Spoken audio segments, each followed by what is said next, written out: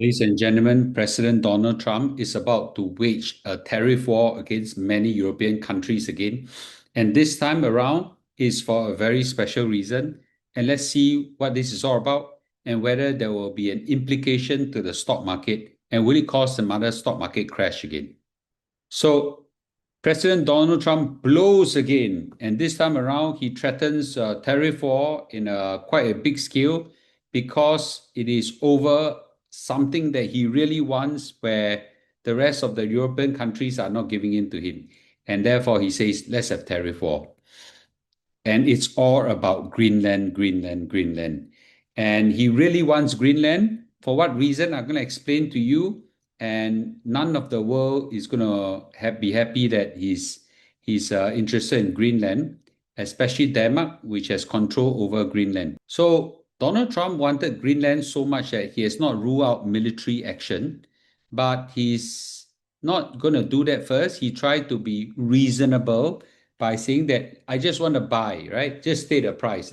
Lim Pei, USA got money, I'll just pay. So he wants to buy Greenland, and he has not ruled out the possibility of military action, and that got the whole of EU very upset. First of all, why does Denmark, a very small country, controls Greenland, a very big island? So Greenland is the largest island in the world, and it is very sparsely populated, about 50 over 1,000 people in Greenland. And Denmark, for some strange reason, has been the colonial ruler of Denmark for 300 over years. Denmark officially took over Greenland as part of its kingdom in 1953. And the Greenlanders right now have Danish citizenship. By the way, Denmark is a very rich country. If you have been to Copenhagen, it's actually a very nice country. They still have a monarchy there. In terms of there's a queen there, if I'm not wrong.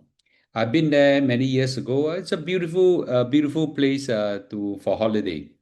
1979, Denmark has given Greenlanders the right to rule their own country, and they only retain control over foreign affairs and defense. Now, to think about it, right? Such a big place to be defended by 50 over 1,000 people, I think very tough. And I'm not even sure Denmark has the ability to defend this place, okay? And it's all about minerals, minerals, minerals. This is Greenland. It's a very, very huge place, okay? It's, I think, even much bigger than Germany.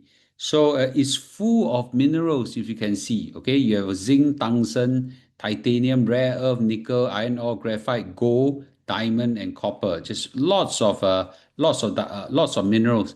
And by the way, in the inside of this place is just full of ice, snow.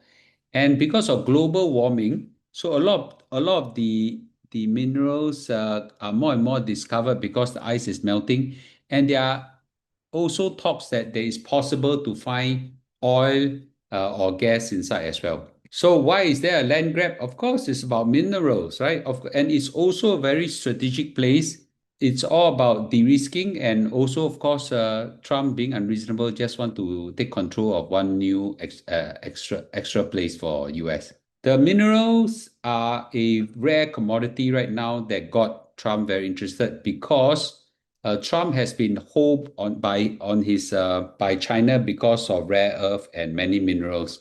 So I think he realized that this is right now the biggest thing that he needs to beef up US in, and therefore he goes around really making sure that he gets oil and minerals. He uses this excuse: if we US don't take it, Russia and China will. So therefore, as a result, for strategic reasons, US must have Greenland.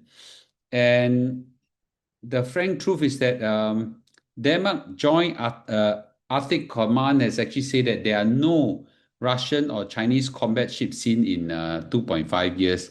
Of course, Russia said that this is ridiculous and things like that. Now, China, of course, is all interested in money making. Russia, I don't think he has they have any ability to take control of a new place right now. Over Ukraine, they are almost impoverished already. So the truth is, I think it's near impossible. Also because Denmark is part of NATO and Greenland is part of Denmark. So therefore, if Greenland is being attacked, NATO will come to rescue. NATO have one rule: if one is attacked, all is being attacked, right? So it's very unlikely that China and Russia will come over. So this is a lousy, lame excuse. But you know what? He's pretty shameless. So Trump will give all sorts of excuse. Now, what did EU do because of this threat? Well, so right now they have sent tokens of troops of soldiers. France sent 15 soldiers to Greenland, Germany 13, and Norway and Sweden are participating in some form as well. So a couple of countries are all sent troops over there. It's symbolic lah. What the hell can 15 soldiers do? It's symbolic that if you attack and then my people die, that means you are going after France as well, right? Or Germany. So NATO stand united behind Germany. And I always wonder, right? If NATO fight within themselves, what the hell does NATO stands for? So I think this is just ridiculousness. Denmark has now announced increased military presence in Greenland, and 8 nations involving UK, Finland, France, Germany, Netherlands, and Norway and Sweden are all posturing in Greenland right now with military presence. So I think it's very funny to see NATO fight against NATO. Of course, Trump get very angry. He basically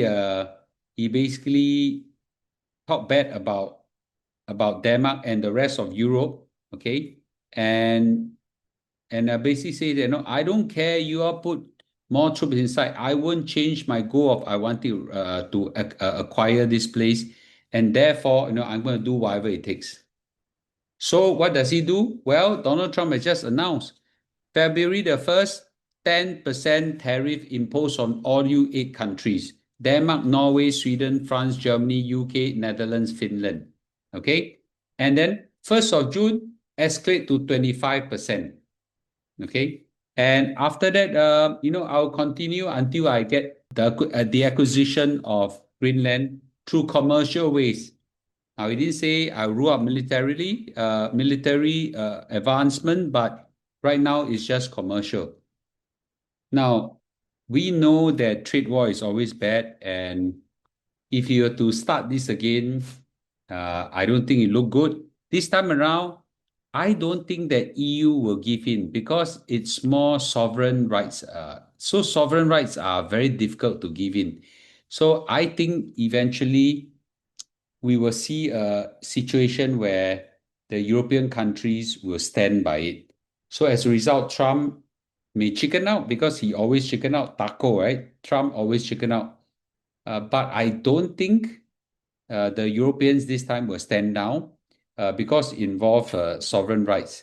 So therefore, I think that we're likely to see more turbulence in this round. So what will happen? Well, it's hard to say. I think there'll be likely some equities rumbling. I don't think it will be a stock market crash unless Trump escalated in a very big way that involves China. Usually, if it doesn't involve China, the rest of the world, the stock market doesn't seem to care. And maybe the US dollar will have some impact. And as a result, we will see maybe some turbulence, not just in exchange rate, but possibly even in interest rate and bonds as well. So let's see what will happen. We will know on Monday whether the world reacts to Donald Trump's threat of tariff war.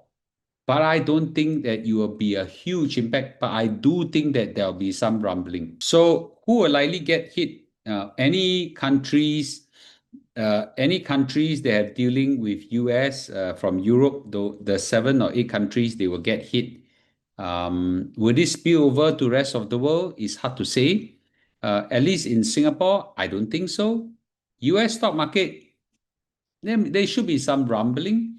I don't think we're a big crash, but I don't think much will happen as long as it doesn't involve China. So let's brace for not just impact, okay, but brace for drama and volatility. We should see some of this come this coming week. I do think that Donald Trump called the shots to a large extent in this drama, but will it lead to a major stock market crash? I don't think so. But will it go down a bit? I think there's a chance it'll go down. So in geopolitics, well, there's no right or wrong, That it's just about money, just about who's being more powerful, and a big fish eats small fish. So just make sure that we Singaporeans better know that we are a small fish. We better brace ourselves for many of these big fish eyeing after us if we don't have a strong military and economic force. Well, let's see what will happen tomorrow. I'll see you tonight in a live stream around 10:30, where I'll go to lesson 2 of the unconventional art of success. I'll see you. Bye-bye.